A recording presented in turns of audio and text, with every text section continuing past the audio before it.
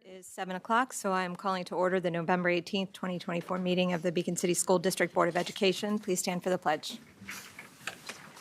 I pledge allegiance to the flag of the United States of America, to the republic for which it stands, one nation, under God, indivisible, with liberty and justice for all.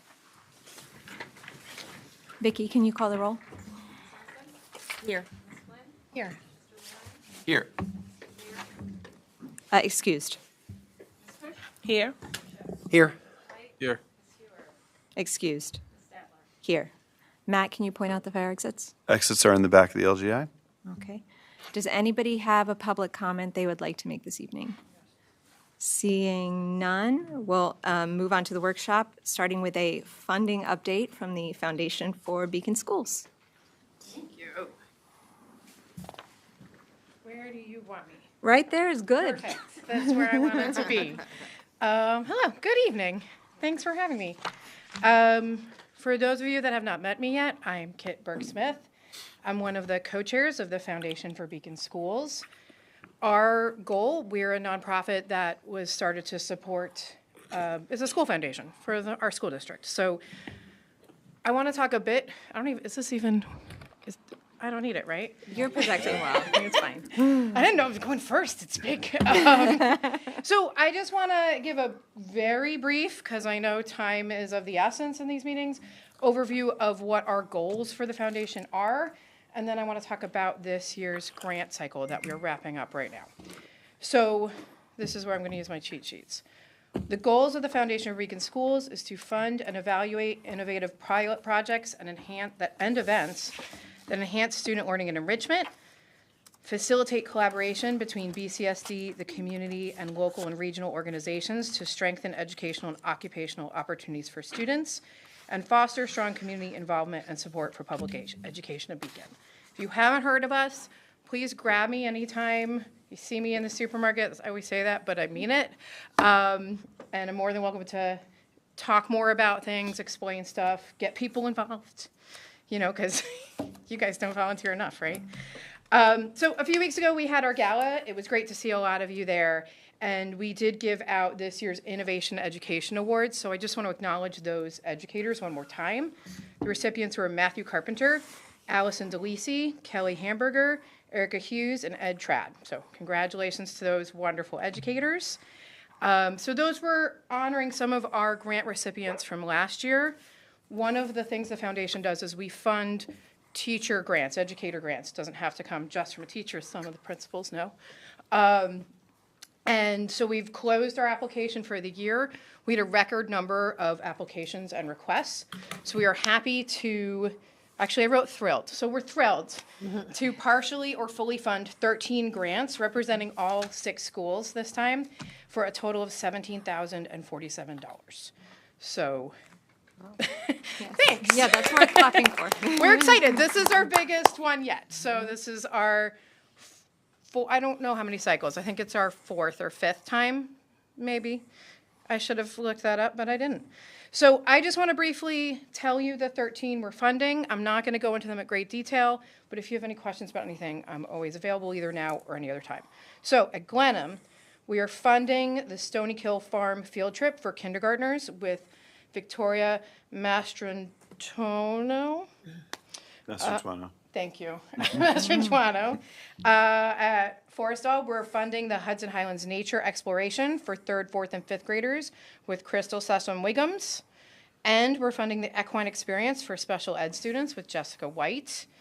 At Sargent and South, we're funding the American Museum of Natural History trip for the 3rd and 5th graders. That was put forth by Catherine Biordi, but it's both schools. Also at South, we're funding chick incubators for kindergartners with Lisa Montague, formerly DeMayo, for those of you that are wondering who that teacher is. We're also funding the Compass Arts Musical for the 3rd, 4th, and 5th graders with Kelly Amendola. And we're funding, and in my opinion, this was the best named proposal, Plankton, Not Just a Villain from SpongeBob for 3rd, 4th, and 5th graders with Aaron Burke. No relation. And at Rombout Middle School, we're funding Italian culture and language, learning through music and theater for the Italian students with Erica Hughes. And at Beacon High School, we are funding a bunch of great stuff. A student government trip to the Capitol building in Albany with Erin Hadaland. A BSU AP African American Studies National Museum of African American History and Culture. It's a field trip to DC with Gahiji Manderson. A peer mediation certification program with Veronica Acevedo. Exploring theater education with Anthony Scarone. And Breaking Beacon School Newspaper Journalism. We're continuing to fund that project with a color printer with Kelly Hamburger. So those are all 13. Congratulations to all of our grant recipients. As I already mentioned, it was our biggest pool. Very excited that we get to keep doing this for the district.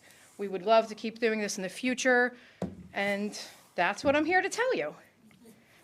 Thank you. All right. Okay, thanks everybody.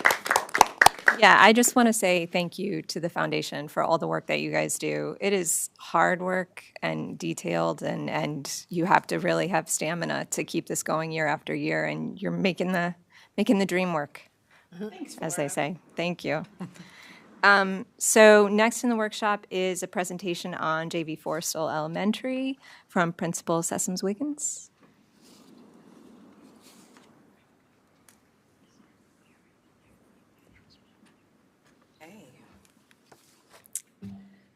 Good evening, everyone. My name is Crystal Sessoms Wiggins, and I know there are some new faces around the table, so I just want to take the time to introduce myself. This is my 7th year at Forrestal. I'm really excited to share this presentation with you this evening, and I'm really going to focus on what's been going on at JVF this school year thus far in the areas of academic excellence and high-quality curriculum, equity and culture of care, and community engagement. There's definitely going to be some overlap, which is a good thing because it should be that way.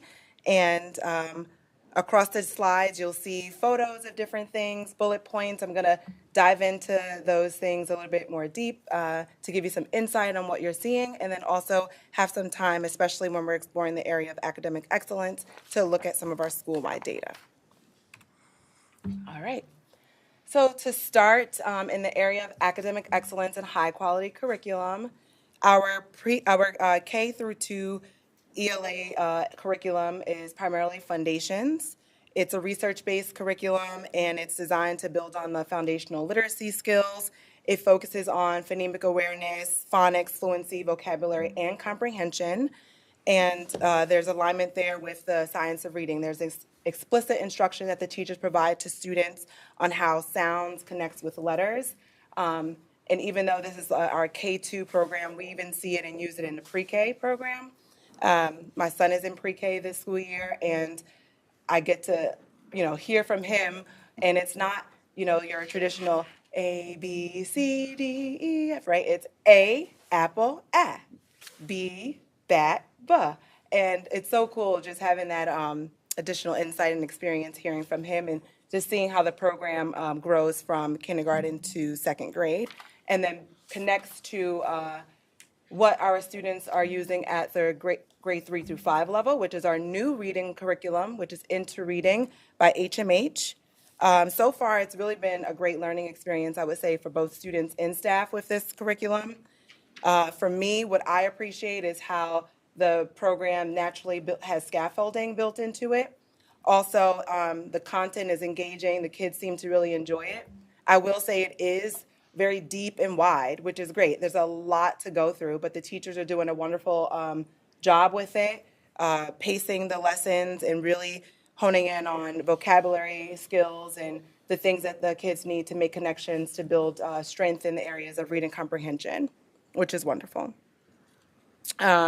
I'm going to just call your attention down to that photo in the corner there. That is a picture from a recent science lesson in kindergarten. And although I saw what they were doing, and then I also read the lesson, I said, okay, I need to go talk to some kindergartners. So I went and talked to them, and they shared with me their experience learning about solar energy. And all I could think about was how I wish that science was taught this way when I was younger. So the Science 21 curriculum is awesome. It's very hands-on, very engaging. For this particular lesson in that photo there, the students were sharing that that they took out 2 pieces of ice. They put one ice on a white sheet of paper and another piece of ice on the black sheet of paper. They put it outside, and in their words, we had to go to PE, but we're going to come back to see what happened. So they went to PE, and they came back to make observations on which piece of ice melted the fastest and why that was. And from that, they learned about how different objects absorb heat from the sun. And to hear them explain this at 5, 6 years old was great. So it's just a testament to the high quality curriculum that we have in place, and the newfound love that I'm seeing both in myself, but also just the increase in student engagement in this area. Also here, I just want to kind of run down the list. Some things I wanted to highlight is the professional development that's ongoing, the fact that we have curriculum coordinators in place. There's one at each grade level across the district, so not by school. And they meet with SAGI, they meet with each other, they share out all of their information to the principals, and it really has been helpful to kind of get a snapshot from them as to what's going on in all areas of curriculum. The other things on there I'm going to touch on when we get to that photo. But I want to take a look here and kind of just share what you're seeing. So at the very top corner, there's one of our students sharing their writing on the document camera in the teacher's classroom. And I feel like this really exemplifies students both having pride in their work, but also engaging in the writing process, reflecting on their work. They were sharing it with their peers. They had time to do edits. And it was fun. I happened to be there for this one. And the writing prompt was, what is your favorite candy and why? And it's really hard to see there, but this student shared that their favorite candy was chocolate because it's creamy. And the next photo, just going across, is some of our third graders engaged in a vocabulary lesson. The teacher used the Freyer model, which breaks down what a vocabulary word means, what it's not, a picture of it, and an example of it. These students worked together in groups, and they used the word in a sentence, and they had to make up different examples to show their peers that they knew and understood what the word meant. And the next photo is one of our kindergarten teachers in a morning meeting, which I chose to highlight because it's another way where teachers embed academic excellence. In this one, it was just kind of like a good morning message to the class. But then also she posed a question to the class, which was, are you excited about PE today? And they all had the opportunity to vote. They tallied, and then they counted up the votes. Going to the bottom row, we have pre-K students engaged in reading at the rug choice time. In the middle, we have our kinder scientists, where they made some observations about dinosaurs, and they wrote in their science notebooks, which are very near and dear to them. If you go into the kindergarten classroom, it's in a nice little area, and don't go touch their science notebook. They have to present it to you and show you about their reading and their learning. It's wonderful. And then in the bottom corner there, one of our fourth grade students just enjoying some reading time, and you can't see their friends in the back, but they're just utilizing the flexible space in the classroom to enjoy some reading as well. Next, I'm going to dive into some of our school-wide data. This year, SAGI shared with all the building principals our school-wide data, and we were able to look at that data, set some goals for ourselves, and also decide how we want to be intentional about our work. What I want to share here specifically is just the glows and grows from looking at the JVF data, and I'm going to share some of that information with you. So as a glow, 3 big things: stretch growth met, the percentage of students at and above grade level, as well as teacher collective efficacy. And I'm going to speak about those 3 things.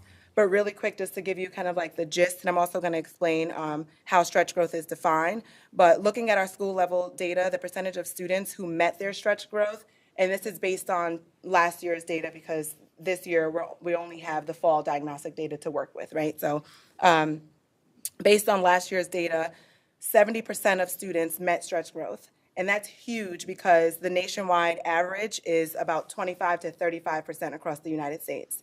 So that was a huge thing that I wanted to celebrate with our school. I shared this data with our staff and really commended our teachers and students and parents for their hard work.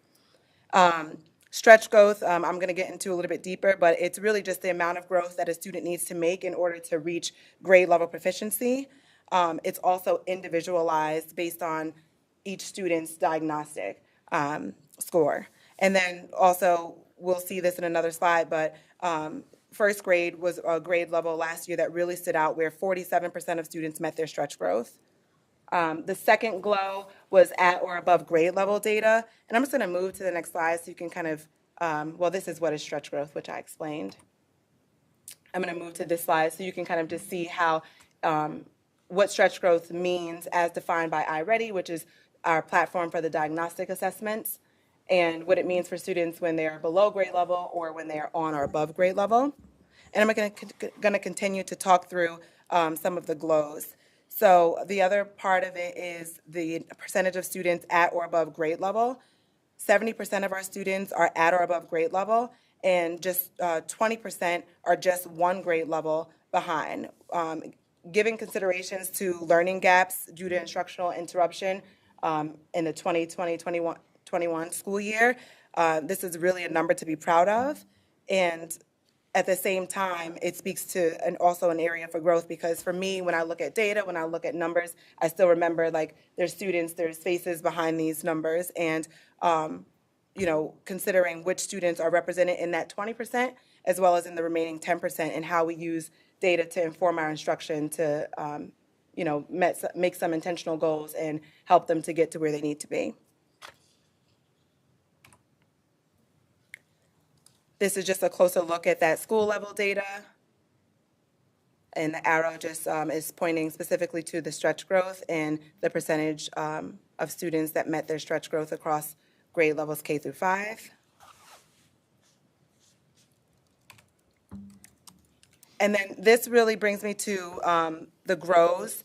One of the things that that was identified as an area for growth is just the focus on vocabulary. This was based on school-wide data and how iReady breaks down your data by a needs analysis across all domains.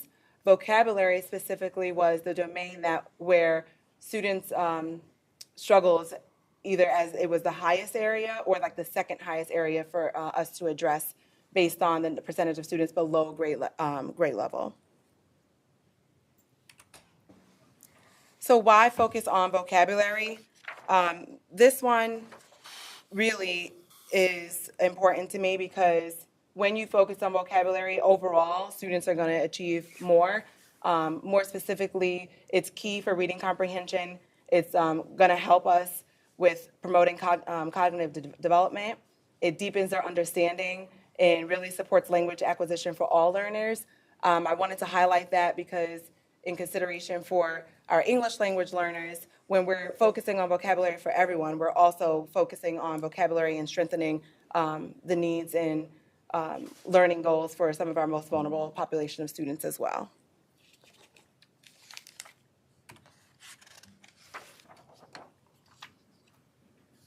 One of the next things I wanted to share related to academics was the high quality curriculum in and beyond the classroom, and kind of take you through some of the topics that are covered across all grade levels.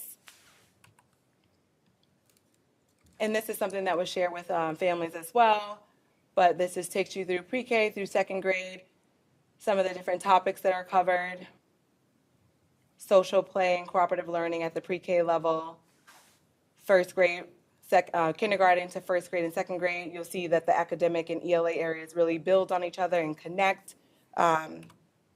Same for third through fifth grade.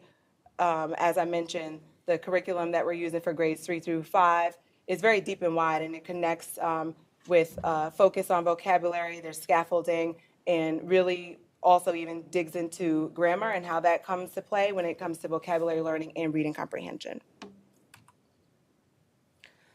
This is a fun one because sometimes when we think about academics, we forget that programs, field trips, all of those things are still an extension of learning. Thankful for Foundation, for the district, and how they support these different activities. But this is how learning extends beyond the classroom. These are just some of the happenings across all grade levels.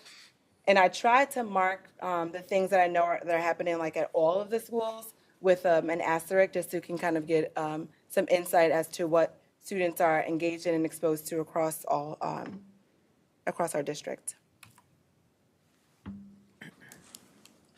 This slide here just is, again, an example of how we're focusing on vocabulary across all areas. You'll see this is an example of student writing, and then although there's a band picture there, it's like, why band?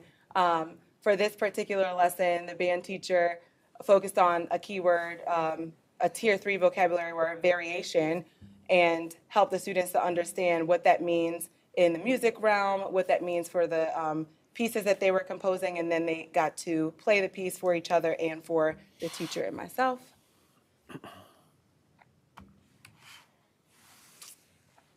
Equity and culture of care.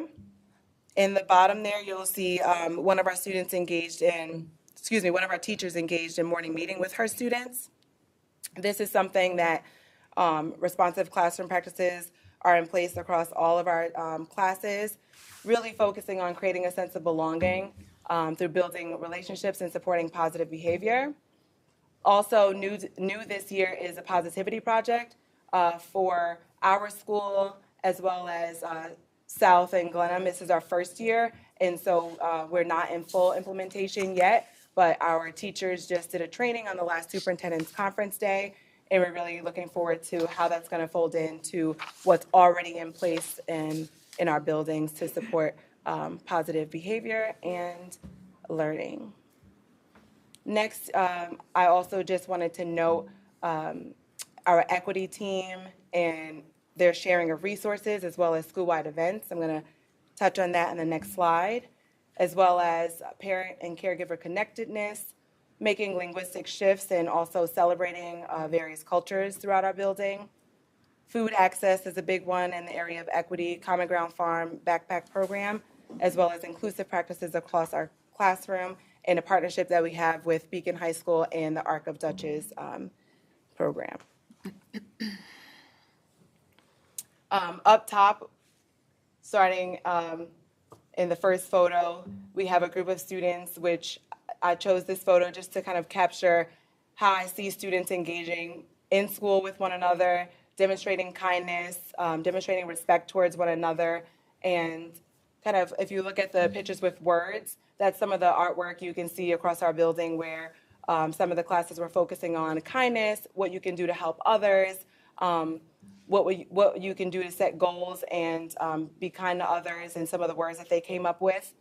And then in the bottom middle photo, we have a group of students in our ENL program, and I chose this in reflecting on our equity work because it's super important to validate and affirm our kids and everything that they have to offer and bring to the table as learners and as people.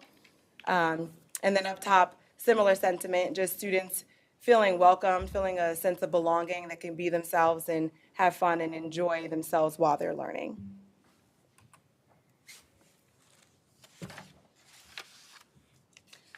In the area of community engagement, I wanted to highlight some of the elementary-wide efforts and planned events where we're doing things together across the schools.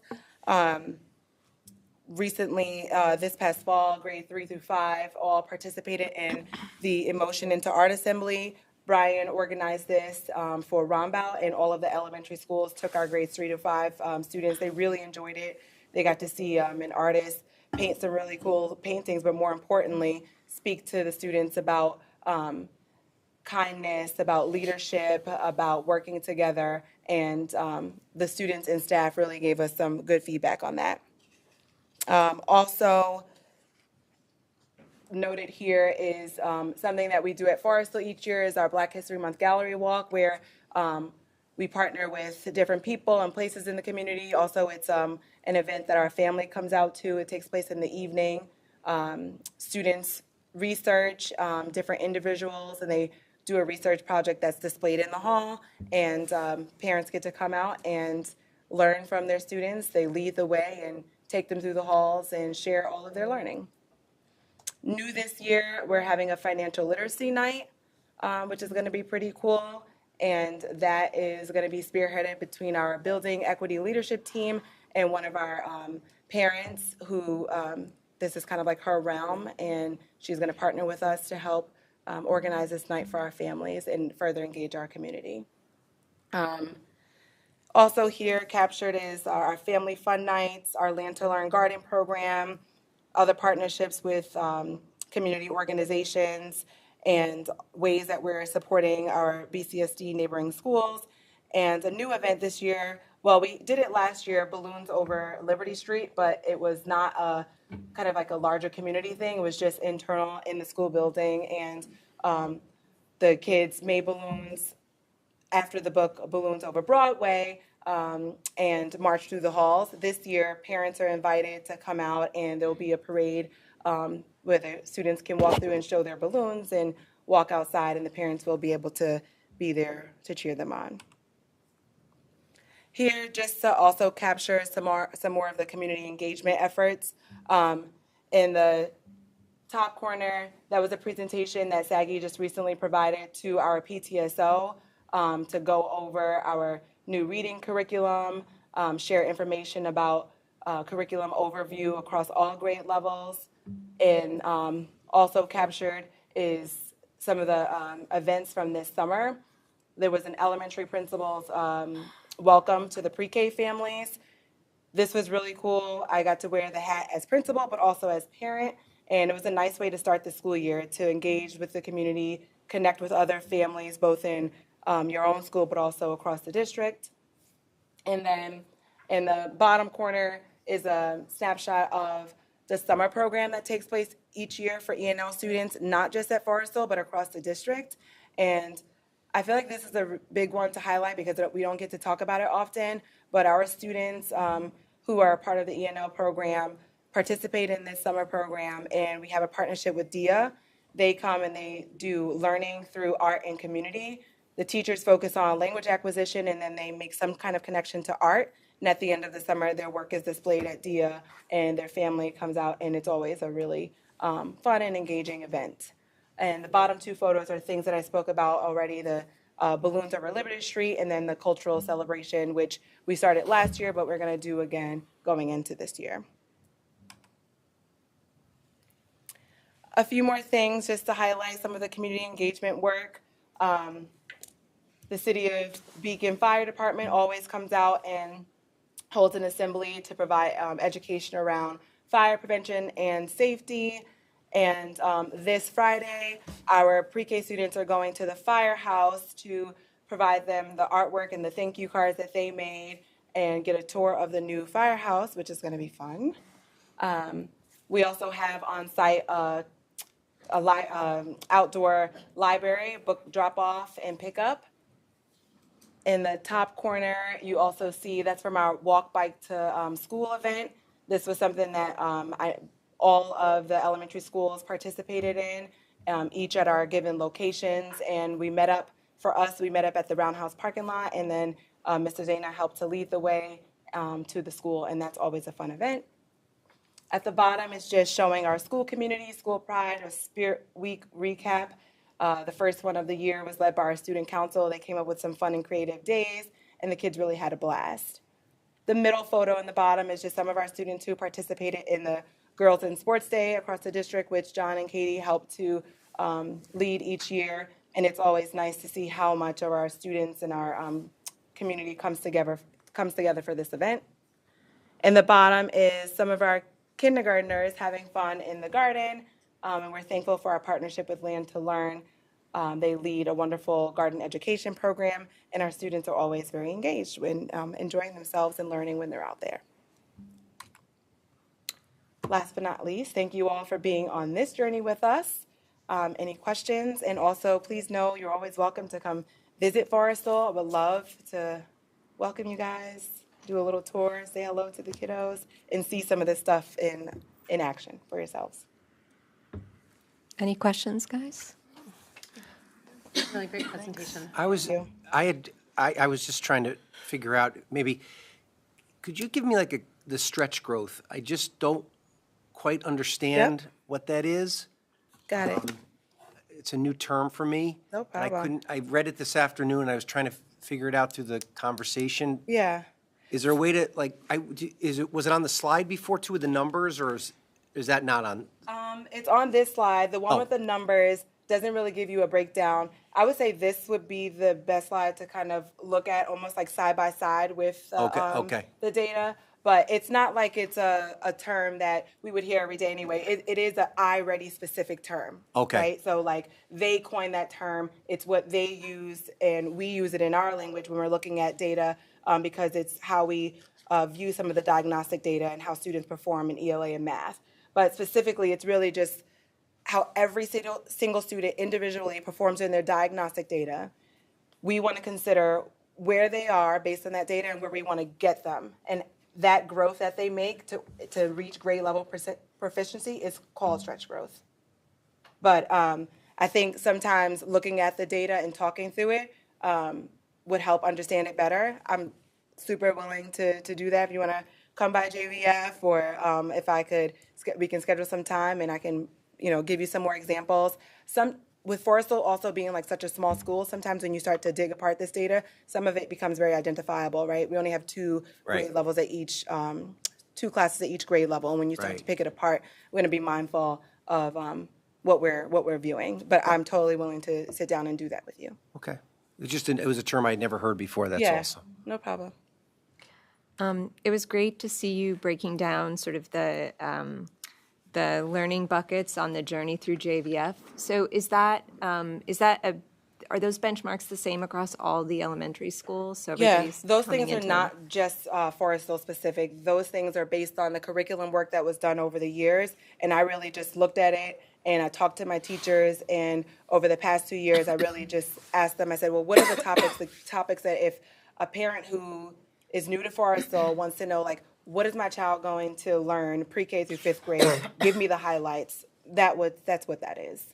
It's a great breakdown. Thank Thank you you. for that. Anybody else? All right, thank you. Sorry, I don't have any questions. I just want to appreciate it. As you know, my son is new at Forrestal this year in the kindergarten class and experienced a lot of these things firsthand, and has really enjoyed being part of the community, as I have as a parent. So just thank you for the Awesome. work that you and the staff are doing. Thank you. Thanks, everyone. Thank you. Thank you. Much appreciated. Okay, and next up is Sargent Elementary update from Principal Bjordy.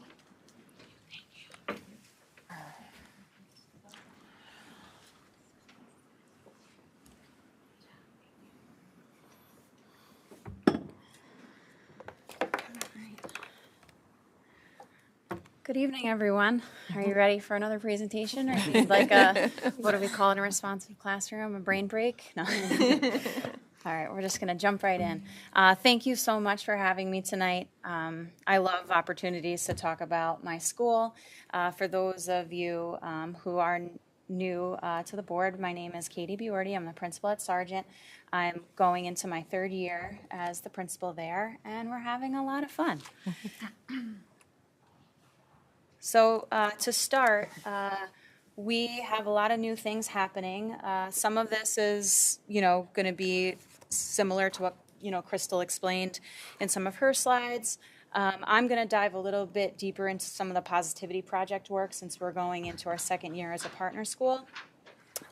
We have a brand new library media center, so thank you to all of you for that. The kids love it. We are having a lot of fun in that new learning space, and we've made a lot of tweaks to kind of like the way we do things to make sure we're maximizing the use of that new learning space. So I have, a couple more things I'm going to show you about that. Curriculum-wise, our kindergartners are the last group of students who are getting, where their teachers are getting trained in implementing the Science 21 curriculum. So just as excited as Crystal is about how hands-on science is becoming in the elementary school, it's really cool to see now that it's, completely gone down from grades 5 all the way down to kindergarten. So we have like a full school implementation of the new curriculum. Our teachers in grades 3 through 5 are learning a new ELA curriculum, which is very aligned to the science of reading. So this is also like a really nice thing because we have such a strong, solid curriculum in pre-K to 2 with foundations. I'm starting to see, a lot of really good things happening in classrooms where, that's kind of the momentum is going on with that beyond second grade. So that's the HMH into reading curriculum. Like I mentioned, we are heading into our second year as a partner school with the Positivity Project. A group of my teachers and I attended the national conference over the summer, and we learned a lot. I'm going to share all of that with you. But our goal this year is to become a Positivity Project Green Shield school, which is just like a designation from the organization that you meet different criteria in certain areas. And it was kind of like a no-brainer for us because we kind of felt like we were already meeting a lot of this criteria already. So that's something that my building leadership team and my equity team and I are currently working on. Some other new things. I am going to share with you guys tonight some data from Dibbles, which is like another tool that we're using to kind of see where students are. Presented about iReady data now, it feels like forever, so I figured I'd bring something new. We're using M-Class in both math and ELA, and I'm going to just, explain a little bit about it. There's a home connection piece to it that we're, starting to use, which is similar to like the iReady diagnostic report, but different in what it kind of explains to parents, and we're finding it to be really useful. We started this new thing called the virtual backpack, which has been kind of fun. We gave out stickers at the beginning of the school year with a QR code that links to all the things that we send in a take-home folder. So I have some pictures of that. We started a new before care program. All the elementary schools are partnering with Healthy Kids to run before school care, which has been a really nice thing to offer our families. I haven't seen it really take off with participation yet, but we're hoping that, the more the word gets out about it, the more people will feel like they want to utilize it. And we've partnered with Compass Arts for some of our clubs. We just finished, or about to finish, 10 weeks of our first photography club. So we offered that to students in grades 4 through 5. And that was a really nice addition to a lot of clubs that we've, been running.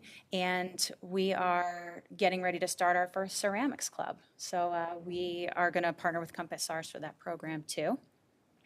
And then we have we've been working hard over the last couple years to try to build in some like tradition experiences at the grade levels, kind of like similar to what Crystal spoke about with her journey through JVF, just kind of like what people can expect when they're going into grades. So, trips and assemblies and experiences aren't so random, just kind of like what we're doing at each grade and what we're like committing to and figuring out how we're going to sustain it and fund it like year after year to make sure it doesn't go away.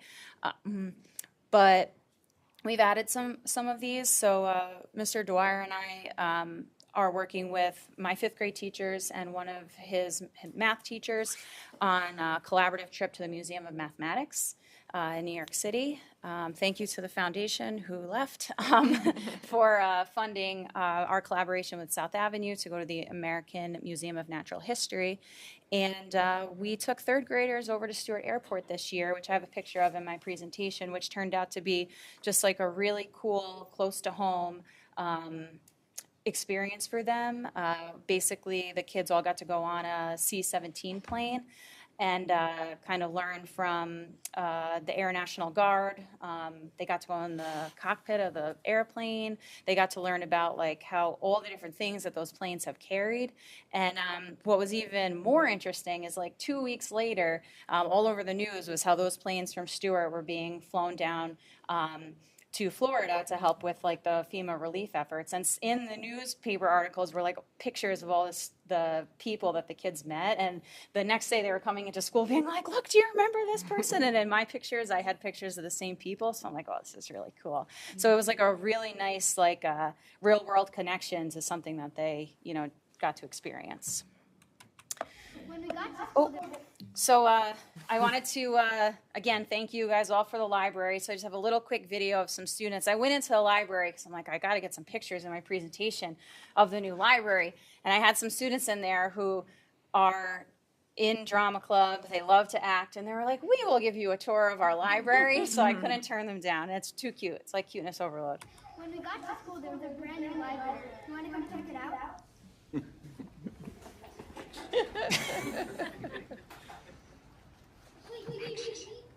And this week's theme, we are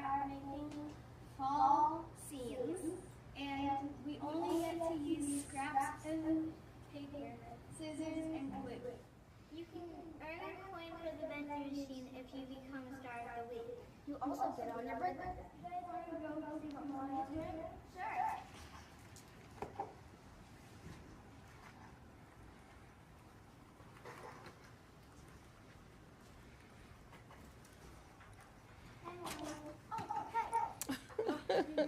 Oh, I'm reading one more box. I think you check everyone. I'm Miss Mizrahi, and you need to have a problem.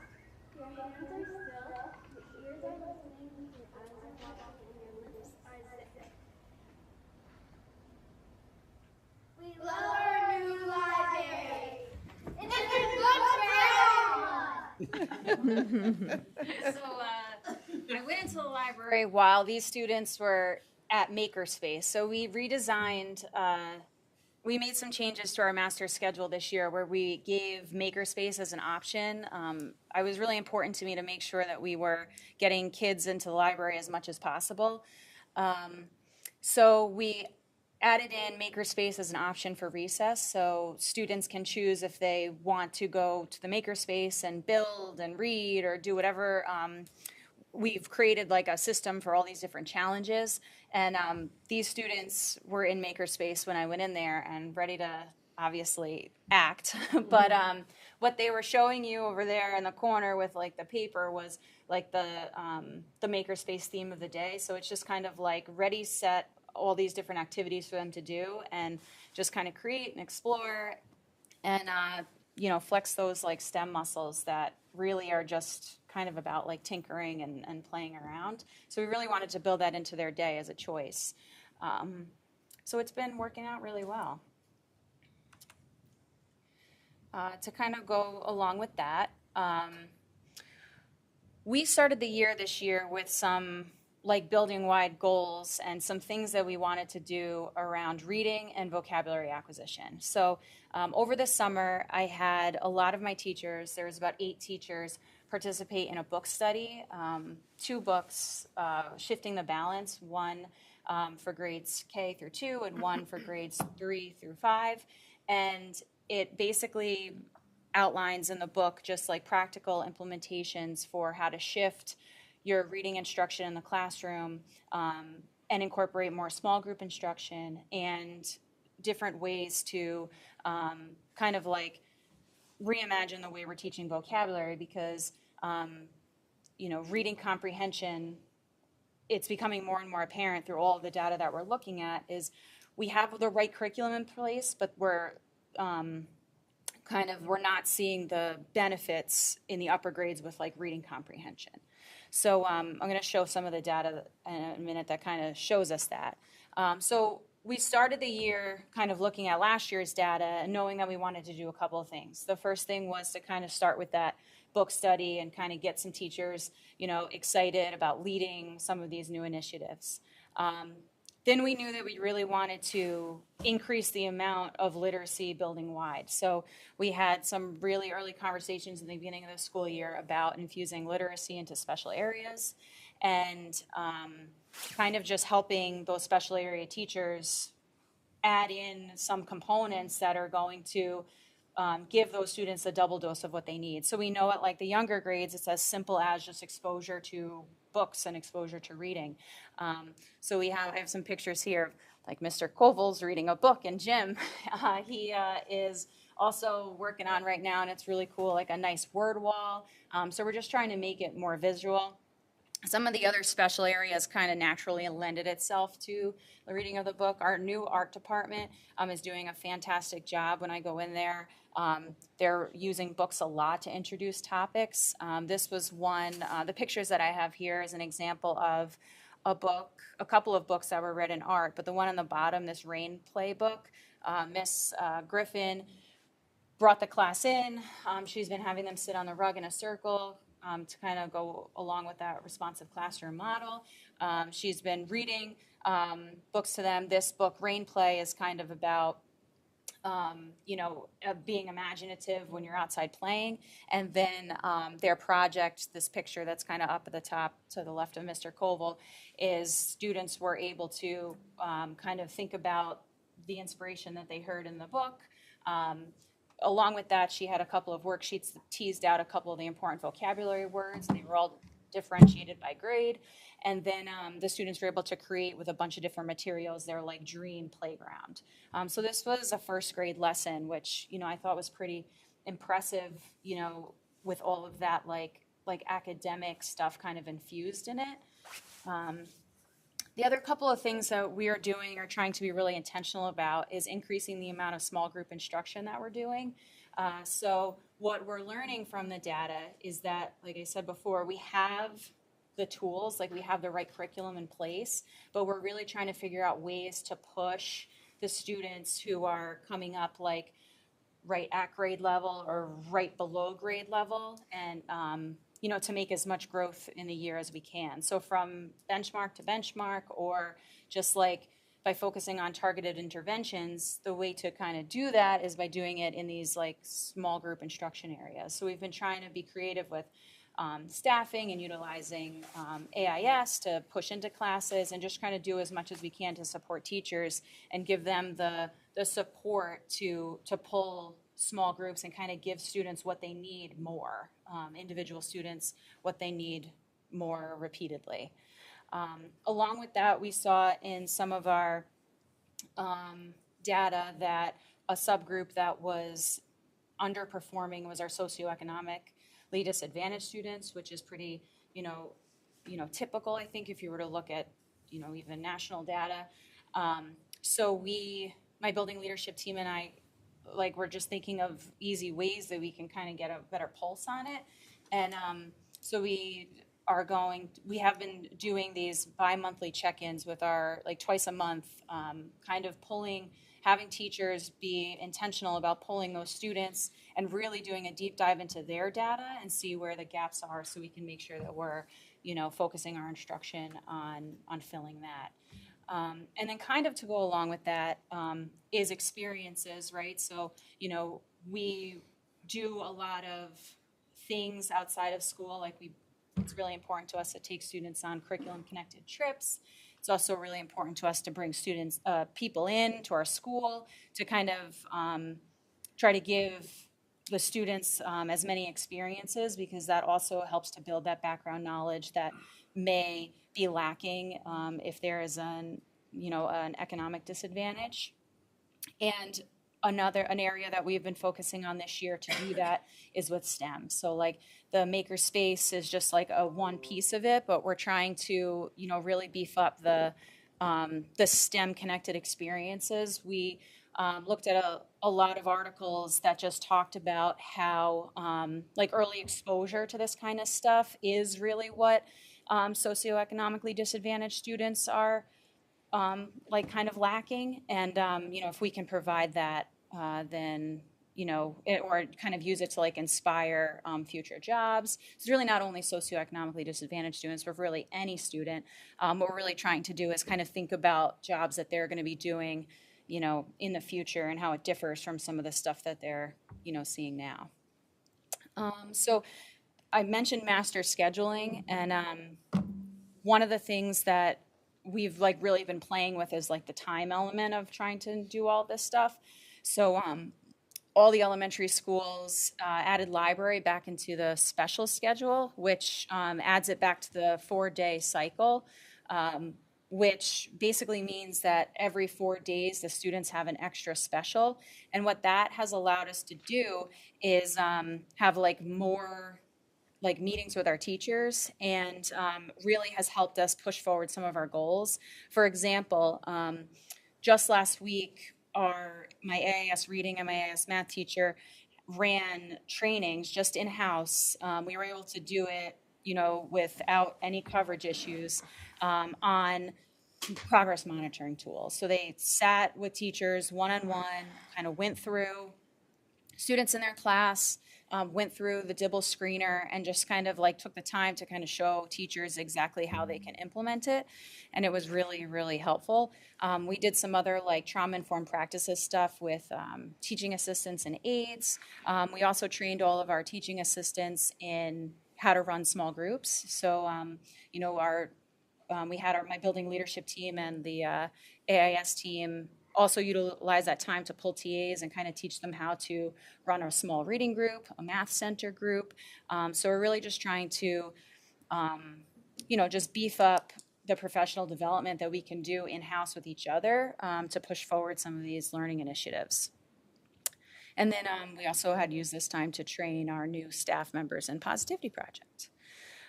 Along with that, we obviously still do our grade level meetings, but we're kind of bringing other people into the fold for those meetings just to try to keep the conversation, going across all the departments like AIS and our related services and the teachers.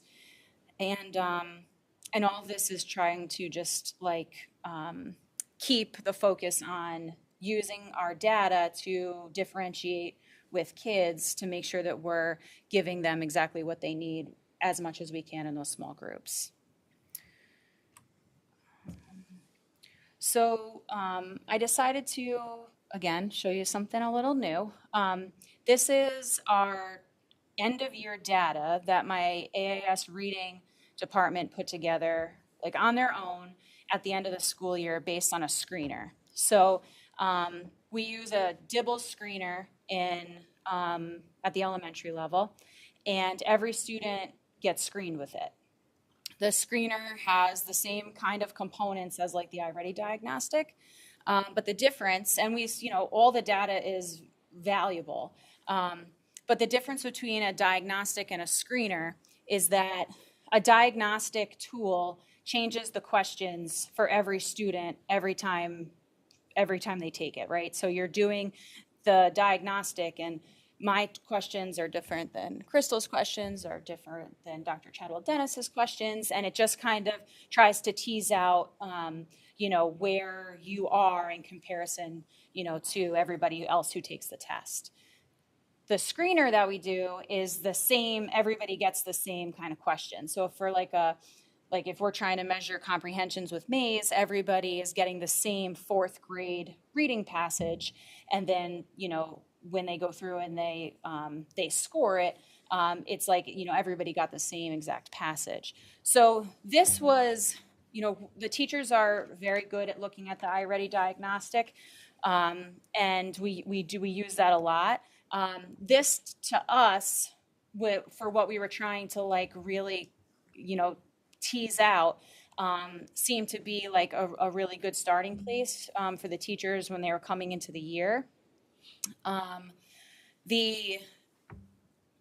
So kind of what we saw was similar across all the elementary schools when you're looking at the iReady data, is that, vocabulary was a really high need, that we needed to focus on that.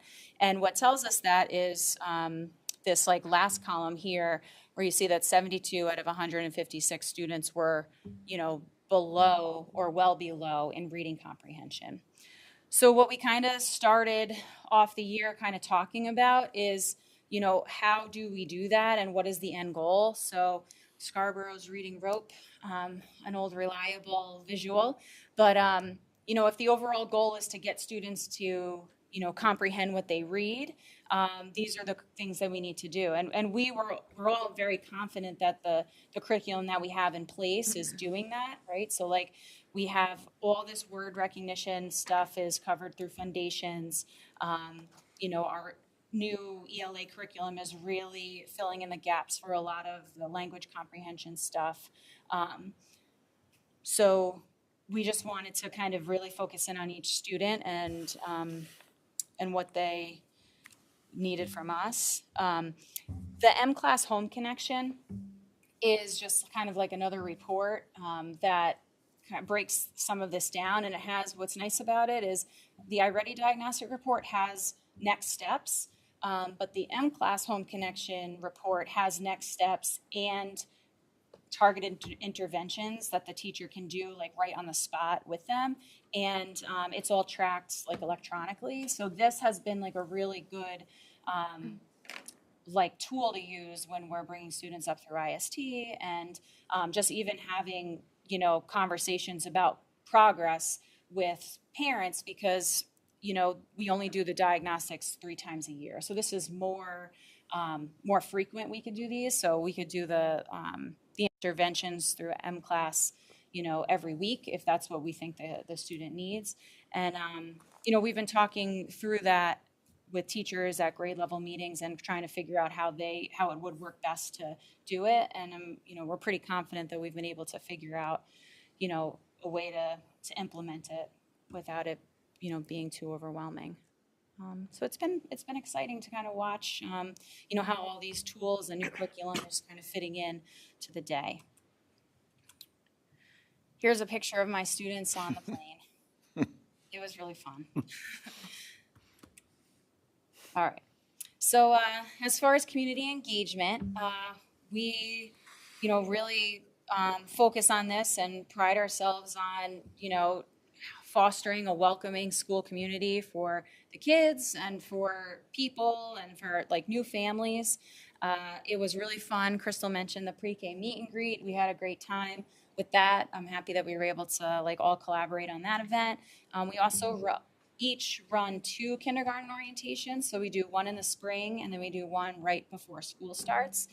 So those are really great. The one in the spring is kind of just like an informational thing for parents. Parents get to see the building. And then the one in the summer, kindergarten students come and they get to see their class and meet their teachers. So it's a really good way to kind of make them feel comfortable and get acclimated to starting in a new place. And also, we also give like tours to new families and have individual meetings when we see new families that are like signed up on our registration sheets, because, we know that, there's a lot to think about, especially when you're going through the registration process as a new family.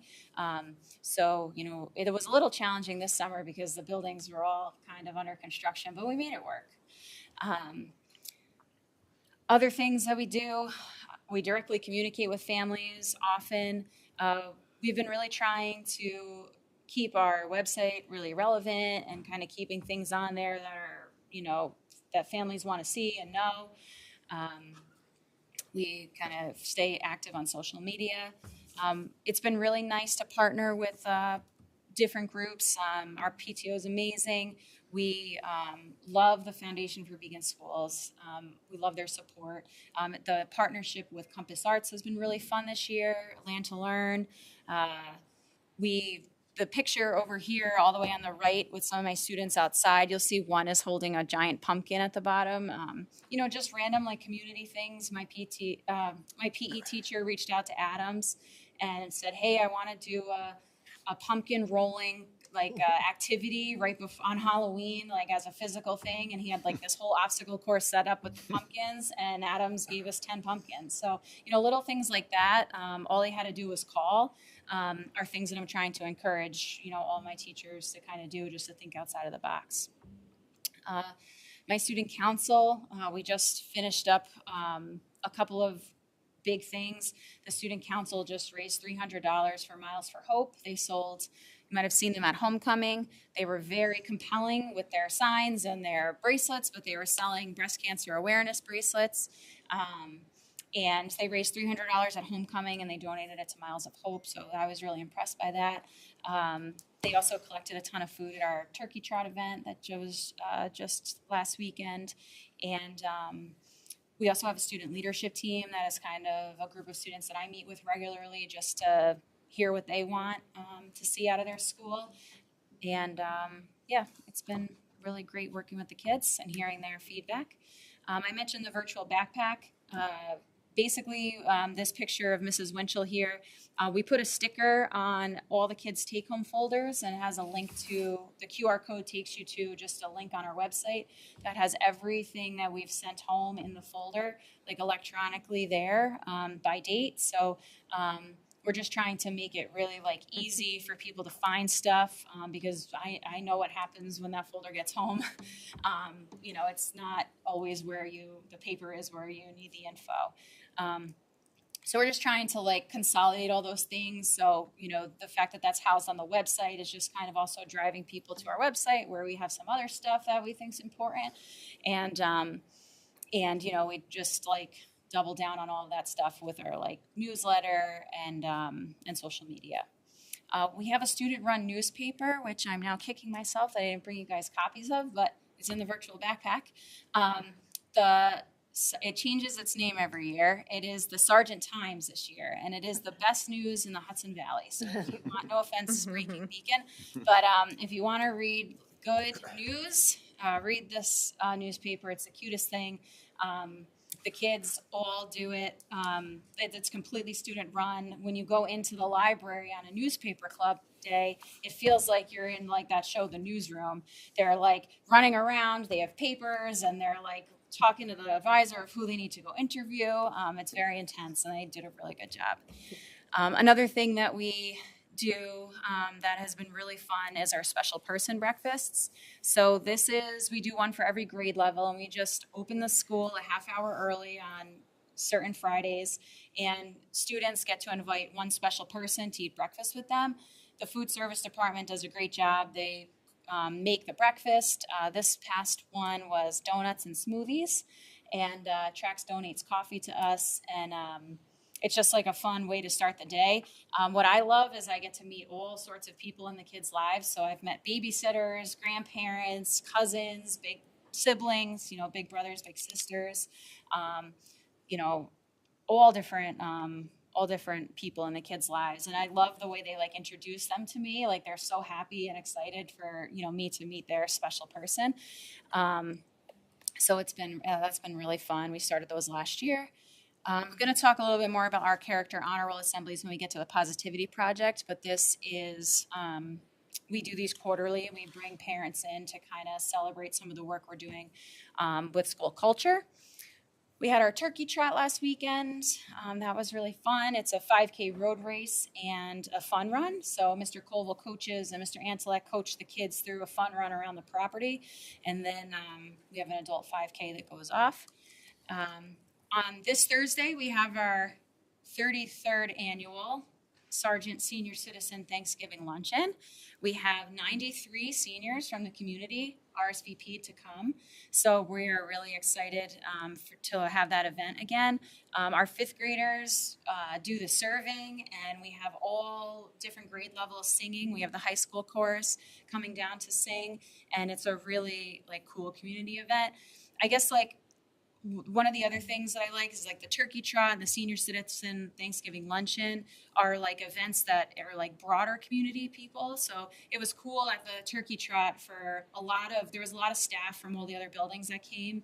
Shout out to JVF. They had a whole team of runners. Just kind of being on our property. It's nice to kind of just show off some of the things, and the kids sang the national anthem and all that stuff. So it's nice to see community members that really don't have kids or not really affiliated with the school, being here and kind of seeing the great stuff that we do. So the Senior Citizen Thanksgiving Luncheon is just another one of those things. Family Resource Night we've been doing the past couple of years. We're looking to add some Positivity Project components to that, which I'll get to. Our STEAM Fair is a great event. We do it in the spring. It's a science fair, so we just put out the applications. Students make projects and they put them on display. We had 2 of our students last year make it out of our science fair.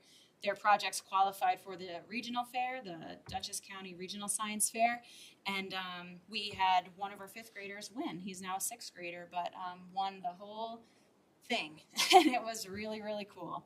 P2 for families, I will discuss with you momentarily. Mystery reader programs, we do at all the elementary schools, and family fun nights. All right, so I'm going to take a little bit of a deeper dive into social emotional learning to kind of give you guys some more information about the Positivity Project. We started last year as a partner school, and it has been an amazing experience. I can say that I've been a part of a lot of new initiatives in schools in my whole career as an educator, and this felt like the most authentic thing that I've ever been a part of implementing.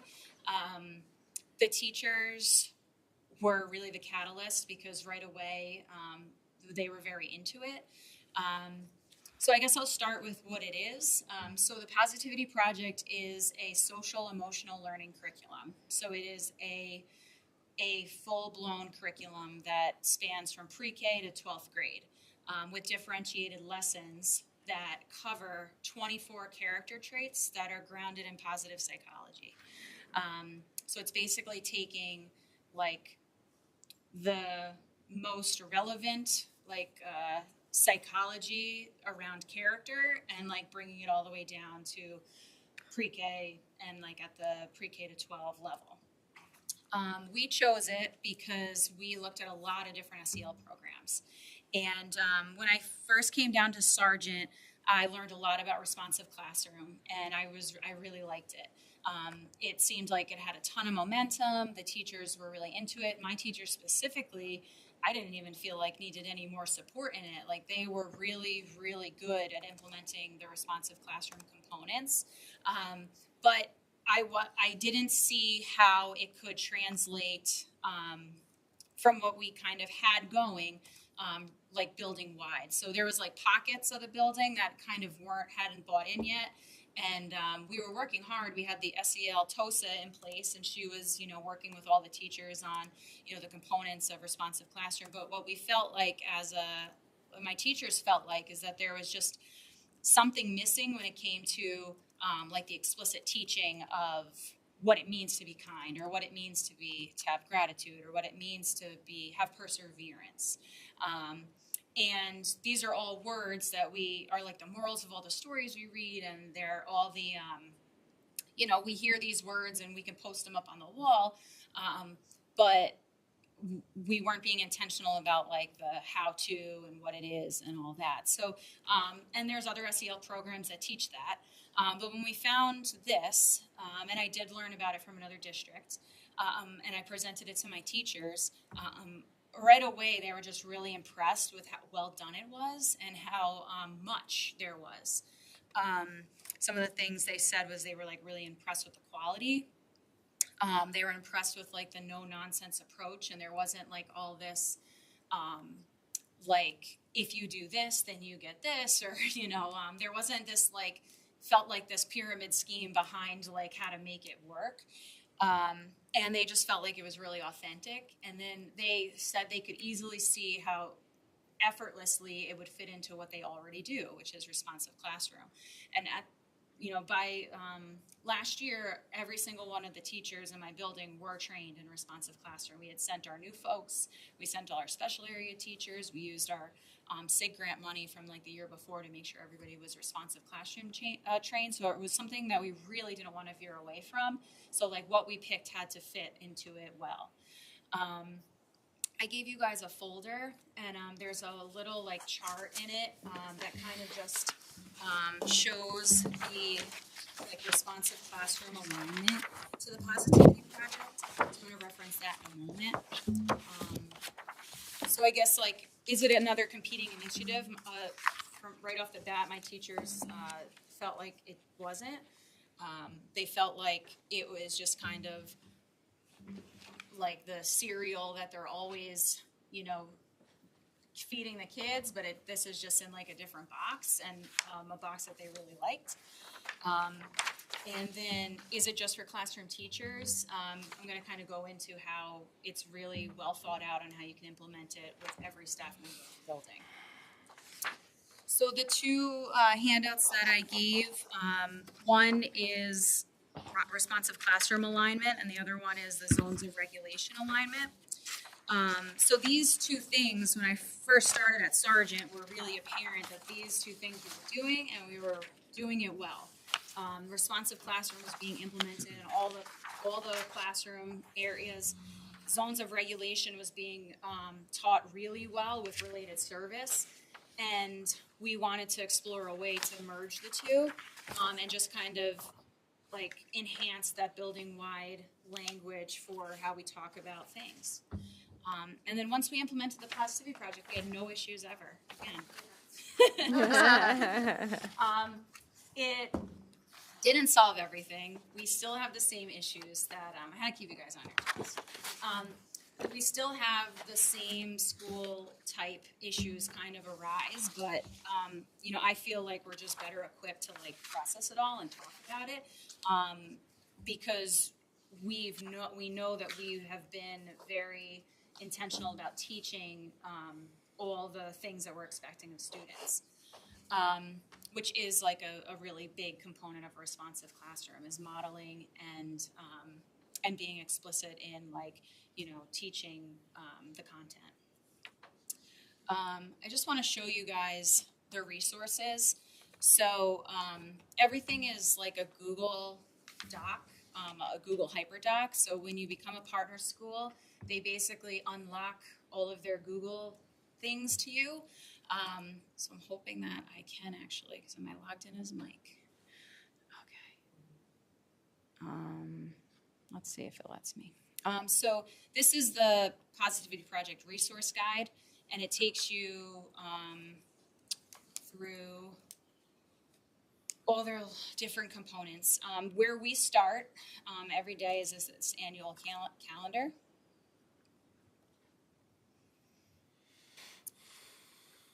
So this week is bravery. No, this is not it. So this week's trait, is gratitude, sorry. This week's trait is gratitude. And we've taught all these traits kind of leading up. But when you are a teacher and you are, getting into school on a Monday, you're like, okay, this week's trait, I go to the annual calendar, I see the date. There's going to be 5 lessons this week on gratitude. They go right to the gratitude weekly card. And then you can see that every lesson, they're all on Google Slides, and they are all 10 minutes long.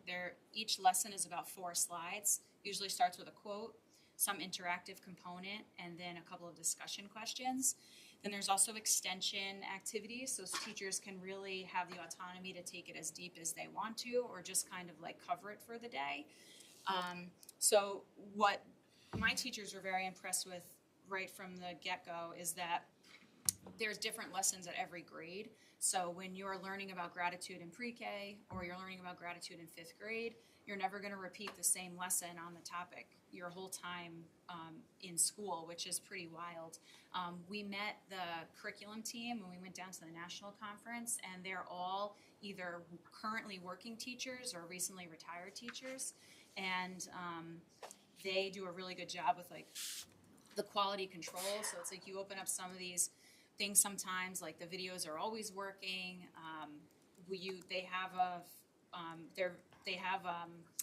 They send us their emails, and they literally have like a little Dropbox, like, what do you think?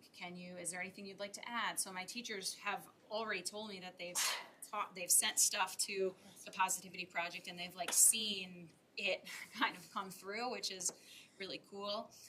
I start the day every day with one of these daily announcement scripts, and it's like a sentence, and sometimes it's just like, these are 3 words to describe somebody who shows gratitude, or this is a quote from a famous person about gratitude, or, here's your challenge for the day. Say thank you, or, let somebody know that you appreciate them. So it takes less than 30 seconds, but it's kind of being ingrained in everything that we do. These tier 2 and tier 3 resources are for little resources for me, like when a problem comes up and a student maybe gets sent to me. It's all these different ways that we can frame conversations around some of the traits that they've been taught. There's lessons for the school social worker, the psychologist, the lunch lady, the monitor who's having a problem at recess. So they've really thought this through very well. Then there's also the family letter. So I also gave you guys the family letter, which has links to the P2 for families. So this is, I take these like text boxes and I add them into my newsletter. So I don't like send this home every week. I link this P2 for families, this exact letter in the virtual backpack, but then I just take the paragraph and I put it in the newsletter for what we're doing in like our P2 corner of the newsletter. But on the back is the character card for gratitude. So this goes home on the back of the family letter. And those links are directly to slides for parents. So, a parent could click on this where it says grades 3 through 5, and I'll take you to 3 slides where it'll say, you know, gratitude means this. Here's a little video to watch about gratitude, and they're really relevant, like engaging things. It'll be like, you know, Spidey and Friends having a little clip about, like, you know, what it means to be grateful or whatever it is. But and then it's like some conversations that you can have at home with your child about gratitude, and maybe gratitude's not the one, but there's some other traits, like, you know, the one that jumps out to me automatically that a parent would want to access these resources for is being present and giving others your attention. You know, that is a trait that's being explicitly taught. We did it already through the Other People mindset. We did it early on in September, and the lessons are about, like, you know, etiquette when you're on your device, or, you know, why, you know, how do you listen with your body language and not just like your ears, you know? So it's like those things that we're teaching like pre-K and kindergartners is really, I think we're really already starting to see some of the benefits of it. And so that's, you know, and then the slides for parents is just extra. I think that as a goal, I really want to increase the knowledge, or the, I guess, advertise this P2 for Parents thing more with my school. But yeah, it's been really good. I'll show you guys one more thing, and then I'll pause for questions about Positivity Project. So our implementation started the beginning of last school year. I got my building leadership team together, and we started talking about like getting something, like what are we going to do to kind of bring everything together, because we were doing a lot of amazing stuff, but we all collectively felt like it needed an umbrella and like something to work towards. So I had my building leadership team and myself do the 3-hour training, and then they were sold after that. And then we came up with a plan to get the whole building trained. So it wasn't just teachers, it was all staff, even my clerical, like everybody got trained, because we kind of wanted everybody to be on the same page about what we were trying to do as a school. Positivity Project supported us in that, like, not mid-year, but not September implementation. They created a custom calendar for us, and they basically were like, you're not gonna be able to teach all 24 traits, but these are the ones we think. And at that point, it was so helpful to have them decide, because I didn't think about aligning bravery up with Veterans Day and gratitude up with Thanksgiving. We were just trying to get something off the ground. So they came up with a custom calendar for us, and we then trained everybody in the building, talked about it at a PTO meeting. And then in November, like a year ago, we started everything with a school-wide P2 assembly, where we kind of kicked off the implementation, where I kind of told the kids, you know, that we were starting something new. What is it? What does it look like? What are the components? What can you expect? So we talked about the daily lessons in school. We talked about my announcements, and we also talked about the focus on strength. So the big piece of this is that it really comes at building character from like a strengths mindset, and the whole goal is to, like, the why we do all this is to build better relationships with other people. So that's kind of like the whole gist with the Positivity Project. And there's a survey that the students can take. We haven't done this with students yet. I had the whole staff take it, where it kind of asks you a lot of questions, and then it gives you your top character strengths. So we basically, a lot of the conversations are centered around, like, you know, not you weren't showing good character, but more like, these are your strengths. How can you make sure these are shining at all times, right? So like really leaning into the student strengths and the teacher strengths too. Like we had the teachers post their top strength outside of their classroom. And that was like an automatic conversation starter right at the beginning of the year. You know, when, you know, Mrs. Stickney's top trait was humor, you know, the kids were like, you know, wanted to know more about that. What is this? And then we do a Star of the Week award at the end of the week to celebrate students that are exhibiting those traits. And then quarterly, we do a character honor roll assembly to recognize those students in front of the whole school. So then that takes us to August. Over the summer, like I said, we had 7 sergeant teachers and myself go to the national conference. It was really cool to meet other schools across the country that have been partner schools for a long time. Some of the schools in our local area, it was nice to kind of see how they implement it. And then learn about different ways that we could like take our, school culture to the next level. So some of the things that we added this year, like what did we learn from the conference that we really took forward? We didn't want to like add all these things. We just wanted to enhance a couple of things that were working really well. And one of those things was our character honor roll assemblies. So we made some tweaks to it and we separated them into 2, a K2 assembly and a 3-5 assembly. And we invited parents to that. And our school-wide, those character honor roll assemblies are also a school-wide morning meeting. So we run them like a morning meeting just to kind of further like show how Responsive Classroom and Positivity Project are like seamlessly aligned. And we, as the student showed you, we have our book vending machine that we loaded with all the books that are on the Positivity Project book list. So that's the other thing, is they have a massive database of all books that and a very targeted explanation about how it connects to the trait.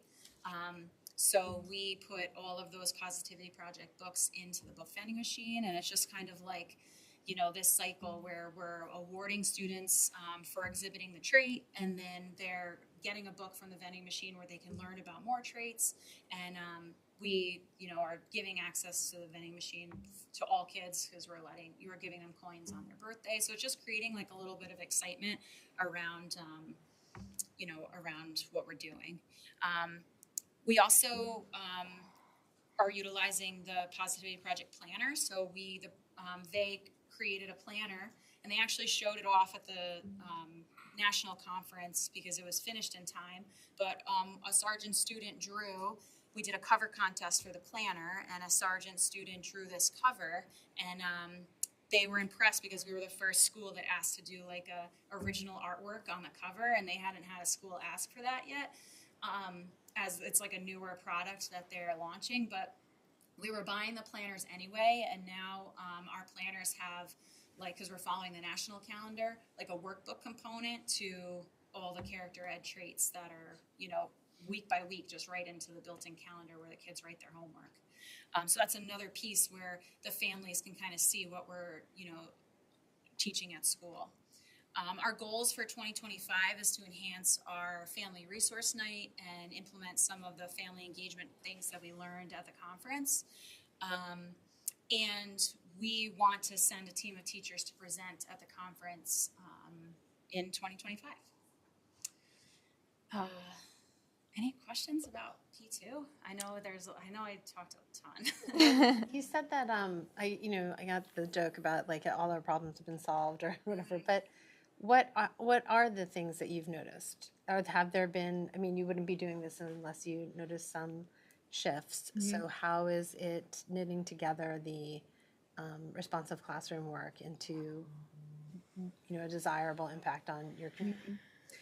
I've seen, in conversations with students, I've seen firsthand how they can name some of the stuff that's happening. So the way that kind of looks like, and I'll take recess as a good example because, recess is that unstructured time where, if there's going to be like an interpersonal issue with kids, like it's going to probably show it at recess.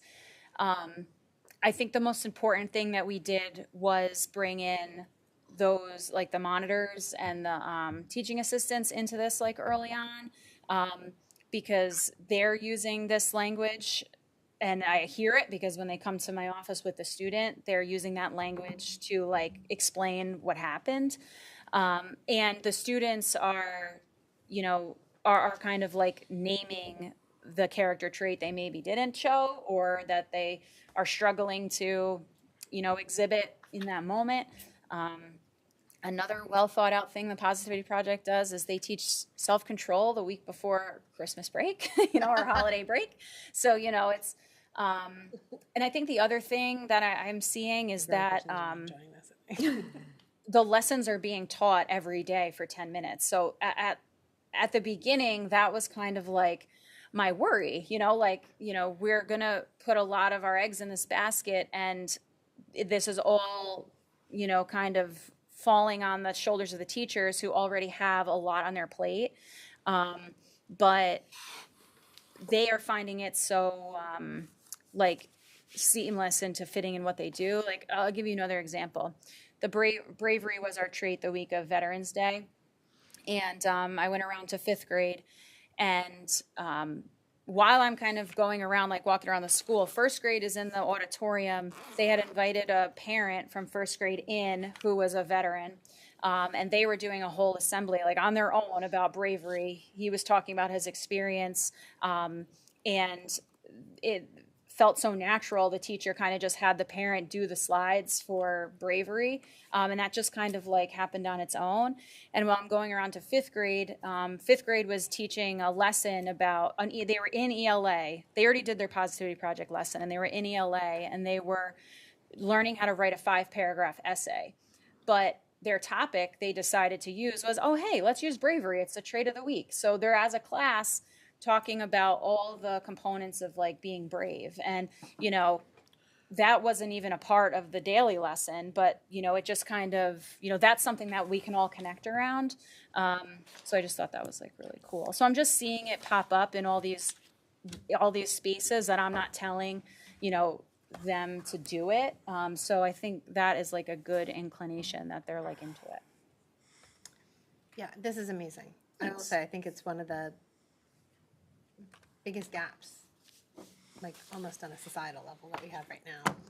Understanding how to talk about these things, how to appeal to the best parts of our character, and this is amazing. Thanks. Jeff Bryan, the founder, came to visit us the second week of school, and we had met him at the national conference, and he was really interested in learning about how the other schools were, thinking about doing a more broader implementation, and the kids were so excited to see the guy that's in some of the videos. And the founding story is very compelling. So I had written a couple of principal blogs on our website, so I didn't want to overdo it with stuff, but the founding story is pretty compelling. It started at, he's here, Jeff Bryan, in my picture. I was like, wait, where is he? Him and the other co-founder were West Point cadets, and they were doing their doctoral work at University of Michigan in psychology, and they started this kind of whole thing as a Facebook page, and they just kind of felt they were there was science-based stuff to make you happier, and how can we just spread this around? And then it was just kind of happened organically that some teachers reached out, and they were like, can you send us some stuff to do in class? We need this, and it started from, in 2016 there was 1 partner school, and now there's 800 partner schools. So it's still a relatively new, program. So just to clarify, yours is the first school in the district to implement the program. Yes. But there are plans, you've talked with other schools in the district about sort of also implementing the program. The other elementaries are starting January, and then Roundabout's going to start next school year. Oh, Roundabout kind of has a study team. It requires a little tweak of their schedule, so it makes more sense for them to start at the beginning of the year. So, okay, that's so exciting. That's Yeah. great. I'm excited to see how this cohort of students Yeah. looks as they move through the district. Great. I think going back to your question about maybe looking for data, are there about being, if we're being more positive, then maybe the students are Right. behaving better, right? Right. We might, because just the nature of an elementary school, you don't have sometimes the data with discipline, right? Yeah. Where at middle school, you might have more discipline things, data number-wise. So you might see more data when the project starts to see if referrals, let's say, are down, or more students are, doing less this or more that. So you might start to see more data We saw at the a lot- secondary level, you know? We saw a lot of schools at the national conference kind of presenting about their discipline data, and it was really, really interesting to kind of see how, you know, what they feel their implementation has led to the decline in all sorts of discipline. There's also a, for the secondary, in the same little like toolbox that I got, the responsive classroom and zones of regulation alignment, there's an alignment for restorative practice. So there's like a whole like little toolkit on how to like integrate it into restorative practices that you're doing, which I know is a big initiative at the secondary level. For elementary, there is an effectiveness survey, and I am planning on giving that out. My thought was when we do our family resource night and we have, you know, some more Positivity Project components to it, having that, there's a survey for teachers, parents, and students. And I think that could give us a lot of the data around, you know, after, like right now, you know, by then it would be like a whole full year of implementation. So to kind of see. Great. Any other questions or comments?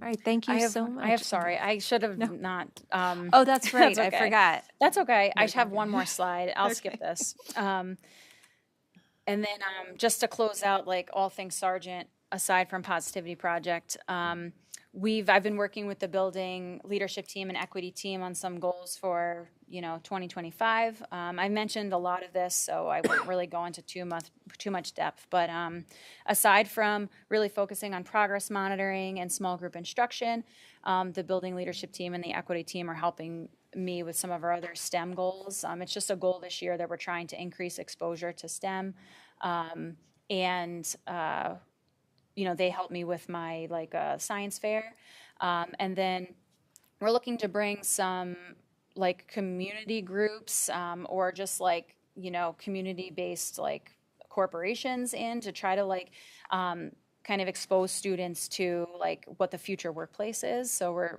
trying to think outside of the box with just having students, because there's a lot of research around students in third, fourth, and fifth grade is when they start to think about what they're gonna their future job trajectory, and it's hard to imagine even for us adults what that's gonna look like when those students are hitting the workforce.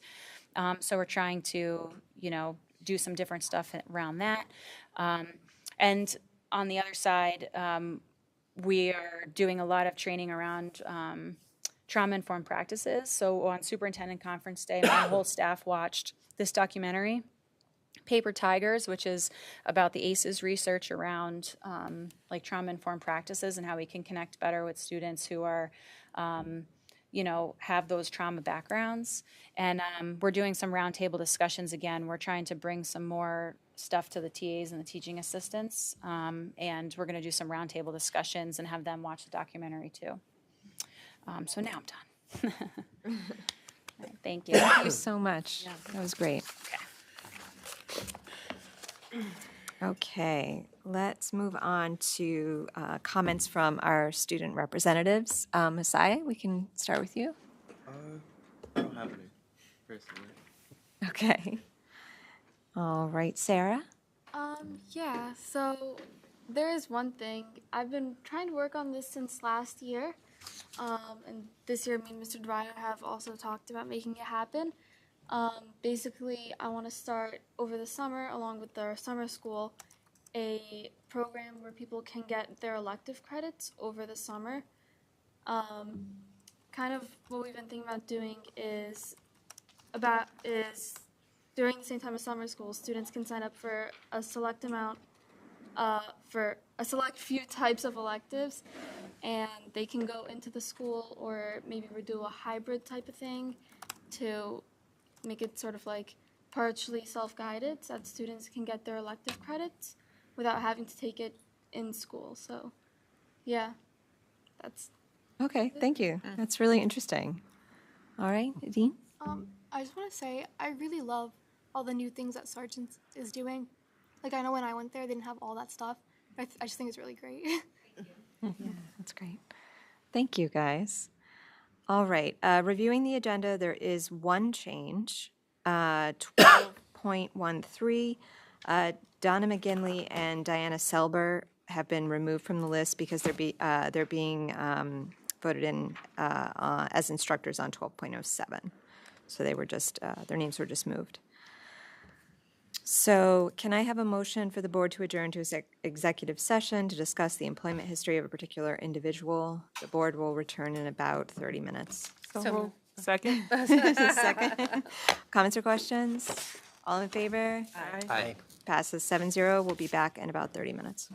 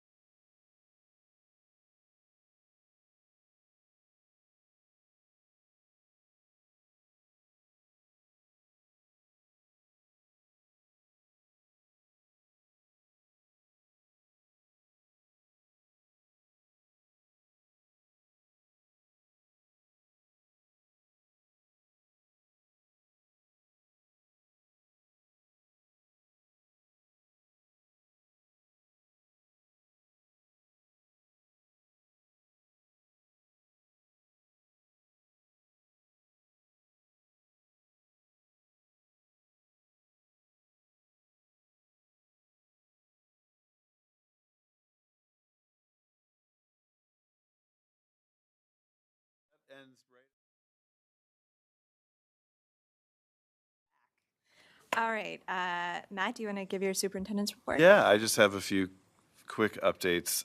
One is just a shout out to the Beacon players for their Man of La Mancha from the last weekend. It was just great, and it was actually a play I had seen many years ago, so it was fun to kind of relive it, and the kids did a great job. Second thing I just wanted to highlight is we have partnered with IM Beacon. We're kind of excited about this, or more than kind of, we're really excited about this. The 2 weeks after Thanksgiving break, it's a building resilience workshop. It's like a 2-part series, and the elementary principals is kind of geared for upper elementary kids, and the elementary principals have been putting it out. I've been putting it out. It does require pre-registration so they can plan. We have a pretty good number of parents who've registered. It's through a grant that IM Beacon got, I think through the county, that's focused on mental health. And so they were trying to look for avenues to like work with parents, and obviously we're a great fit for that. So our hope is that this pilot goes well and we can expand because I think they can get the grant again and kind of move up and do middle school parents and high school parents. But there's a lot of interest, and so I just wanted to give a shout out to IM Beacon for approaching us with that. And Katie Biordi has been the person on our end kind of putting that together too. And then lastly, it's just a capital project update. The 2 new playground pieces were inspected today at South Avenue. They are good to go. They're doing a ribbon cutting tomorrow at South Avenue for the kids. I was over there the other day, and it was funny at recess. There was like about 5 kids just standing at the orange construction fence staring at the new stuff. So I sort of stared at it with them, and we talked about, when they can get on it. So they're very excited. And Forrestal, the upper playground, the new equipment on the upper playground was inspected today and approved. I'm not totally sure if the kids are on it tomorrow. I'm not, because I know they're still working on the ramp, and that may be too close. The accessibility ramp, the railing is going in. It started going in today at Forrestal. That should be done this week. And then lastly, the bigger playground addition, the lower playground addition of Forrestal, which is, kind of between the 2 big oak trees, is being put in place this week. So all of that should be done, and kids should be on it at the very least after Thanksgiving, probably before. So things are still happening on that front, and we're excited to keep things moving. That's all I have. That's great. Thank you. All right, we'll move on to board member comments and committee reports, starting with Semra. I think we all agree that those were really great reports from our elementary school principals, and we're all grateful for the foundation money. Thanks. Yeah. Kristen? Yep, again, ditto that. And also, I think, when is our next audit committee meeting, or do we know yet? Oh. Did we set it? I don't think we said it, but the audit, the report is going to be on the next agenda? Or when is the? Financials and it's in this one. They're on this one, yeah. Sorry, okay. Yeah. That's right. So do we need to set our next? No, that's okay then. Okay. Next one, we were thinking of looking at like 9-period day. Yeah. Yeah. Yes, okay, that's it. That's all I have. Okay. Thank you for all the presentations, and yes, Yeah. management letter on this one. Okay, great. Alina? No comment. All right, Chris? I know it's late. I just wanted to say briefly that it was great to go to the regional dinner with Flora and Levon and Matt the other day, and we learned a lot about foundation aid and the Rockefeller study, which should be coming out early December. And I'll be excited to talk about that in our next PRAL meeting, which I think is right after the Rockefeller report gets released, and thinking about what it might look like to react to those recommendations and or potentially advocate for a new formula for foundation aid for the state. So it's just great to learn more about that and spend some time with a couple board members. Thanks for that. It was great to have you there. Eric? All right, Alina's going to get mad at me, but I have a couple things. I'm only stuck to the plan now. I forgot.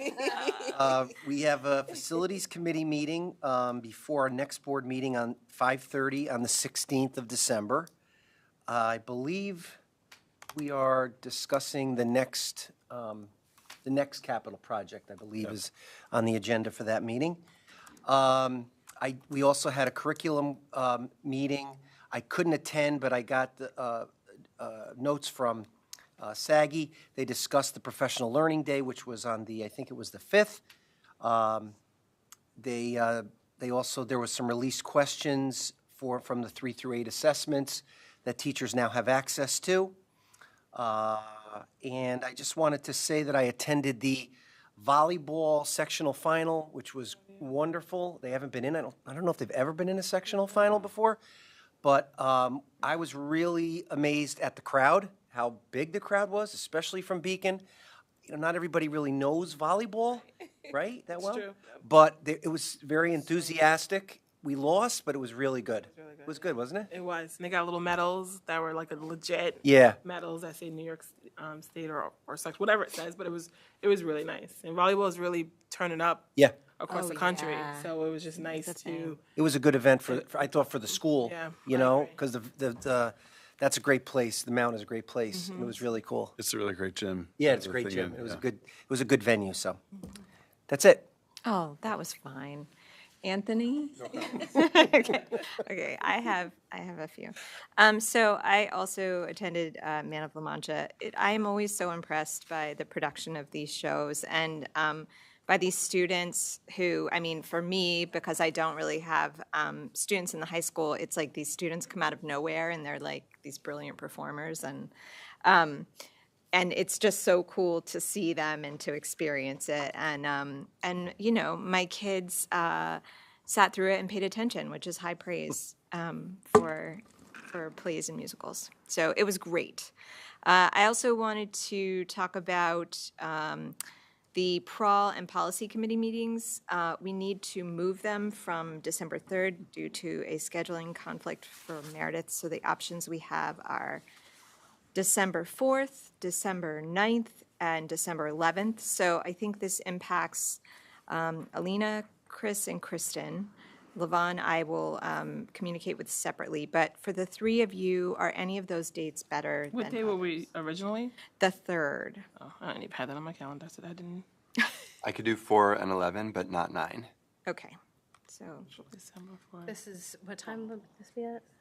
So the time, you know, it's flexible. Generally, it's been like a 6 to 8 block, but we could shift it a little bit in either direction, I think, if we needed to. And this is policy and. Prawl, both. Oh, but that doesn't, I'm not policy, so. Okay. Right. So, but, you know, if it helps to have Prawl second, we could do that. Yeah, it's more about, I just have a project that's due that it's hard to, yeah, I don't always have control over all the parts. You said you were good the 4th. Yeah, but that's That's for Prawl. Prawl. I'm good for 4th or 11th. Okay. Fourth or, okay. I'm good for all. Okay, great. Prefer 11th, could do 4th. Okay. Why don't we, for now, we'll say the 11th. Do you guys want to do policy at 6 and Prawl at 7? Does later work better for you? Actually, I'm looking at this now. I think the 4th would be better. Would that be terrible for you?